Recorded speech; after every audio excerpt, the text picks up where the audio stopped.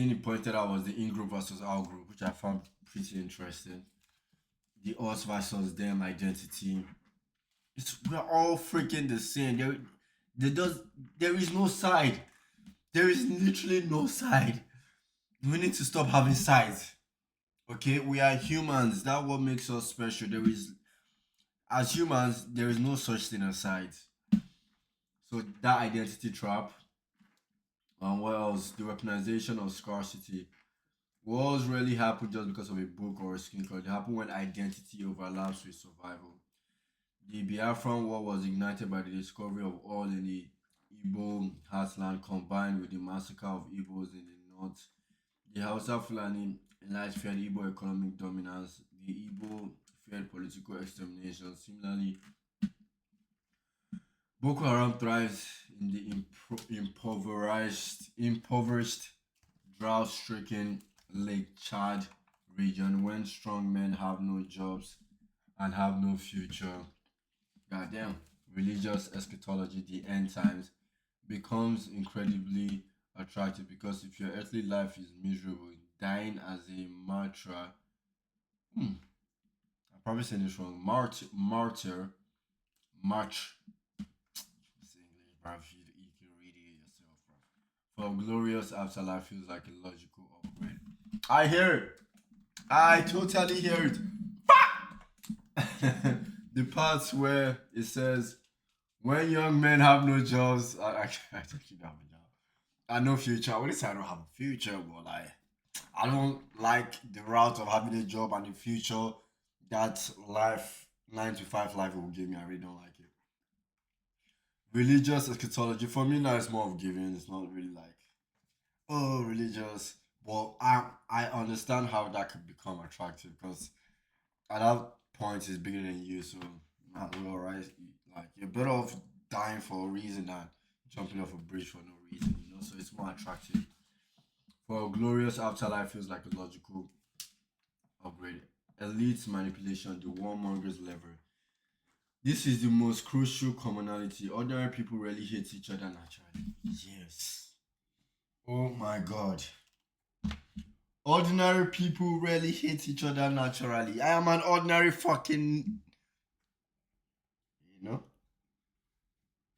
I hope you are not thinking of the world if you are not. All right. But yeah, ordinary people really hate each other naturally. They are taught to hate by leaders who need power. Tattoo this on my neck. I will make enough. I have enough throat. Pause. For this shit. Pause. You know, ordinary people rarely hate each other naturally. They are taught to hate by leaders who need power. It's always about power. Power monger. Fucking hell. In Nigeria, political elites stoked ethnic fears to win votes. In Nigeria, political elites stoked ethnic fears to win votes. In the lead up to the Biafra War, military coups were framed along ethnic lines. For ISIS, leaders used apocalyptic apocalyptic prophecies to demand absolute loyalty, knowing that if they could convince fighters the final hour was near, those fighters would obey without question. Racism is perpetrated by politicians who blame minorities. This is the game, bro. Who blame minorities for housing shortages or crime to divert anger away from their own. See, they're just diverting niggas, bro. Diverting anger away from their own field policies. War is a top-down phenomenon, not a bottom-up one. Are we reading this, guys? War is a top-down phenomenon, not a bottom-up one.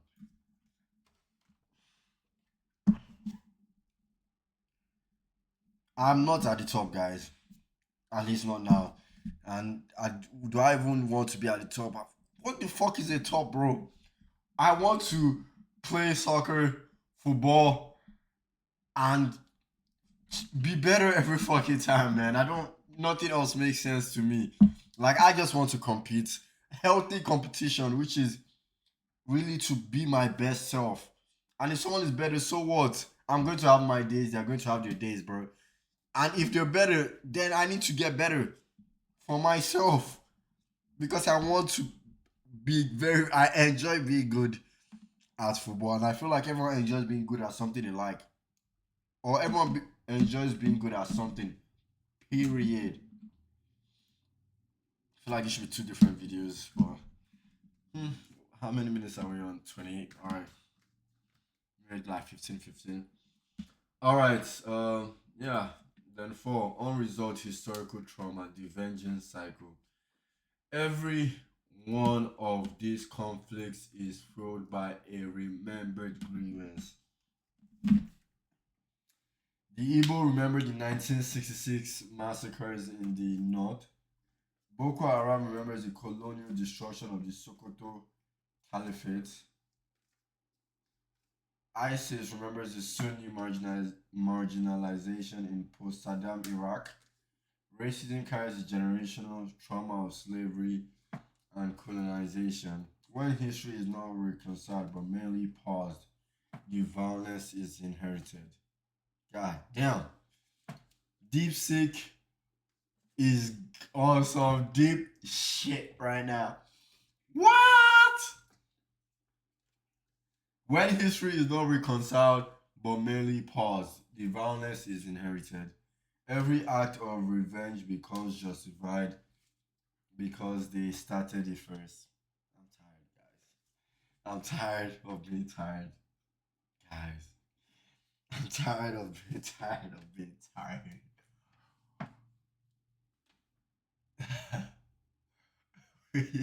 We just don't know how to coexist. Because I want to exist. I don't want to die. No one wants to fucking die, but everyone is okay.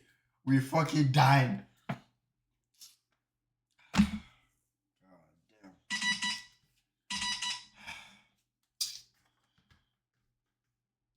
Yo, hold on, may I call you back? Alright, let's finish. Absolute truth claims, eschatology and purity, religious extremism.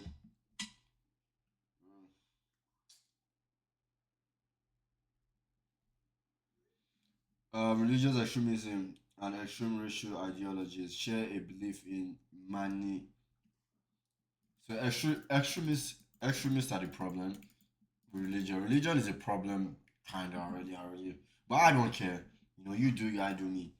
But the extremists are the problem because they are actually affecting me. I can't ignore it. Like I want to ignore it, but we clearly have a freaking war right now. But I can't ignore that shit. All right.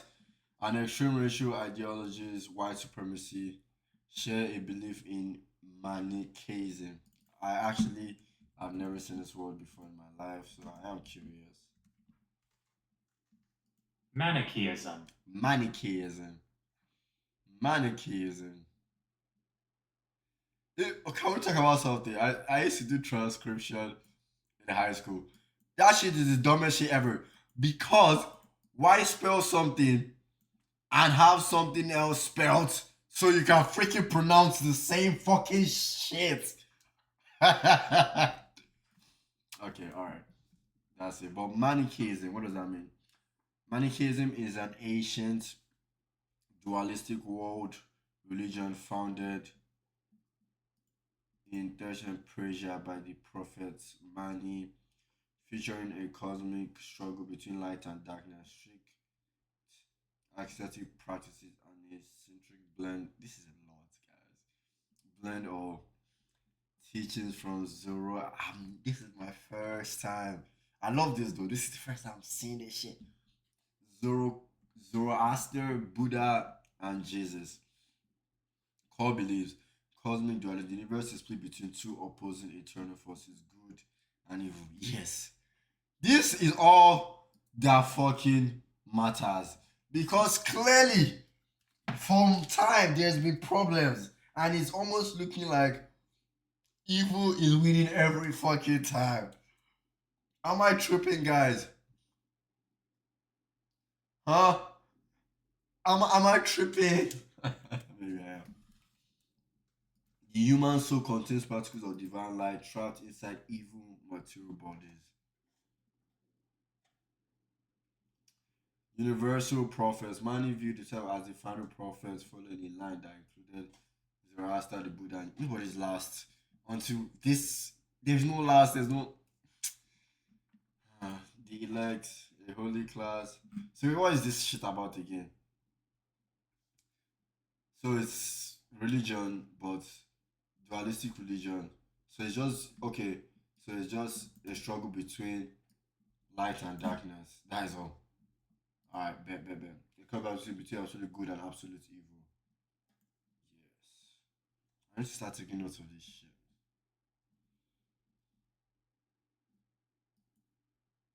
Because these are topics that I would like to talk about. Manichaeism. Sorry guys, we're going to have to go back. Just real quick, real quick, real quick. In group. Man, this is good. In group versus out group. It's an identity trap. It's like niggas, you're trapped. The realization of scarcity attract you then as a matter for glorious. Yeah, ordinary people. See, I'm working as fast as I can for you guys.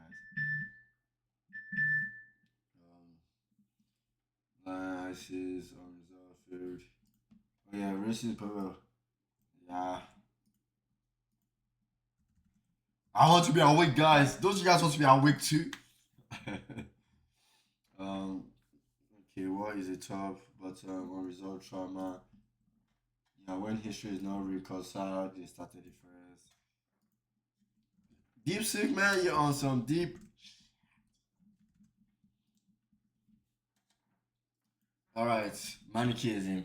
A cosmic battle between absolute good and evil. When you believe God about your compromise becomes a sin, not a virtue. Wait, hold on. A cosmic share a belief in man, a cosmic battle between absolute and absolute. When you believe God or biology is on your side, compromise becomes a sin, not a virtue. Eschatology specifically removes the fear of death. If dying in battle guarantees paradise, then rational self-preservation, the main thing that stops wars.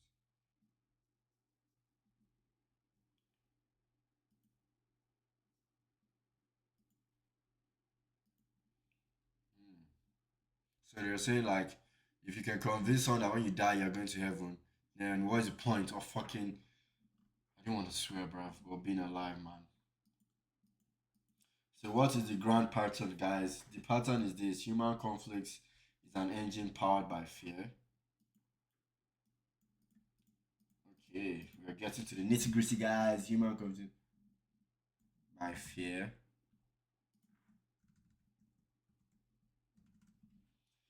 fueled by grievance. Yeah, see, right now, this is. You guys got. I'm supposed to be getting paid for this shit. I mean, like we're both finding out, but this is crazy. All right, so fueled by grievance, historical pain, stirred by elites who need distraction. Why do they need distraction? And accelerated by desperation, poverty, and inequality. So, poverty and inequality is a sign that we are accelerating to conflict, and this conflict is being stirred by this elite. And how are we being foiled right now? It's being foiled by the pain, historical pain, grievance, you know. And like, why are we doing this? Because we're afraid. How is it? How is it happening? It's fear. Can we break it? Yes, but not asking everyone. Yes, but not by asking everyone to be nice. We break it by diluting identity. This has to be a different video, guys. Diluting, creating overlapping identity. E.g., I'm Igbo, but I'm also a trader, a footballer, and a Nigerian. Equalizing resources. Poverty is gunpowder. Economy equity is a fire break. You got strong, impartial courts and police forces that punish ethnic or religious violence, so revenge is not left to the mob. Changing elite incentives, making peace more profitable for politicians and war, which is currently not the case. How can we make peace more? Why is it's about money, but it's cool because I still don't know how we can exist without money. Trade by barter has a lot of complications because I want to buy something now. Like I need to find somebody that wants this. It's not that easy. But yes, this message goes to all of us. Yes, you are right to be frustrated. The Biafran war was illogical. Yeah, it's perfectly logical once you realize it wasn't about the ethnicity of the people, but about the power and oil controlled by the people leading them. The tragedy of humanity isn't that we can't stop fighting, it's that we keep electing.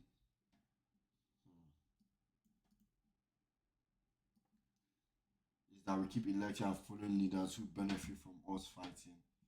The real war is against that manipulative pattern itself. And guys, let's end the freaking video there and say this message again. The tragedy. I know in my heart. My heart to this.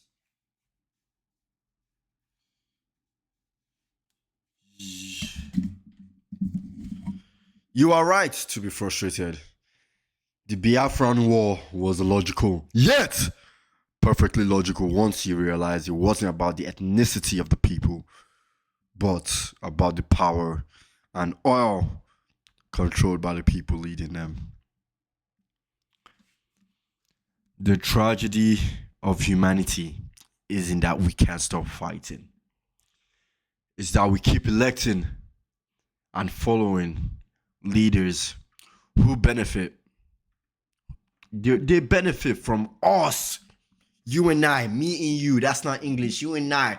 It's not us versus them. It's good versus bad. You know, the real war is against that manipulative pattern itself. You have a good day, a good morning, a good afternoon. Speak to your godly fellow or your humans, as English likes to define it. You know, it's just a definition. But I'm telling you, oh God, I'm telling you, you have the power to create. Yes, the system is fucked, but we need to have these conversations, guys. We are not our parents. I am not my parents. And I'll be damned if I don't do my best. That just gave me an idea, guys. I will make a school on YouTube. And what is my motivation, guys? This school is going to be for my child. And please, and it's going to be for me because I'm growing too. We're all growing. I'm going to create my YouTube so I can homeschool my child. And I won't have a child until like I feel like I've made enough videos and I've had enough growth and money. Of course, you know, you need resources to have a child. But I'll leave you guys with this message. You are a God. I'm a God. We're all going to die. And honestly, I'm tired. And if you're tired too, I love you. Honestly, because love don't cost a thing, dog. Like, I want to exist. I deserve to exist. You want to exist and you deserve to exist. We don't have to fight. I'll cut the cake. You pick. Or you can cut the cake and I'll pick. You know. Let's stop this pattern of conflict. We're all wasting our own goddamn times. We're wasting so many people's times. Like, bro, everyone, we should celebrate death. Because it's a gift. We all know we're going to die. Why are we crying? Like, the longer we keep crying, the more stupid we look, bruv. I get we just lost an amazing person, but that's not the end, though. You know, be grateful that it happened. Don't cry that it ends, but be happy that it happened. All right, people. Kisses, cheers. And I will be going by Prophet DBD. And if you are wondering why, I want to be one, so I am one. It's that easy.